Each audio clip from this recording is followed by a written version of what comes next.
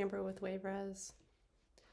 We're going to go over a new feature that we are going to release here soon called Wave Ranges. So once you log in, it will be under the marketing tab. So you just click on Wave Ranges to go here.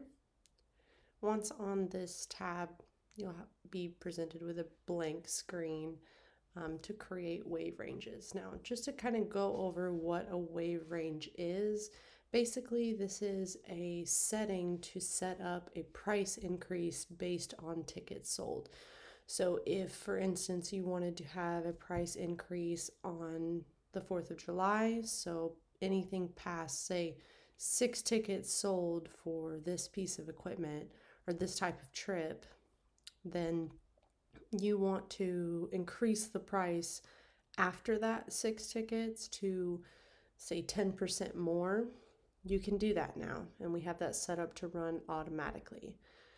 So kind of just going over the basic buttons here, we have the create option, show inactive. This is any disabled ranges that you might have created in the past, and run wave ranges. Now, the system automatically runs the wave ranges overnight for each individual day, but if you need to run it manually during the day, you can actually use this button to process those price increases immediately instead of waiting for them for the next day. Now, this does take a lot of system resources, but it is an option if you wanted to do that.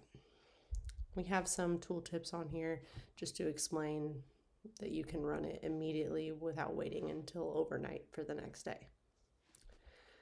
And that's just a basic overview. In our next video, we're going to go over how to actually create a range and what they do.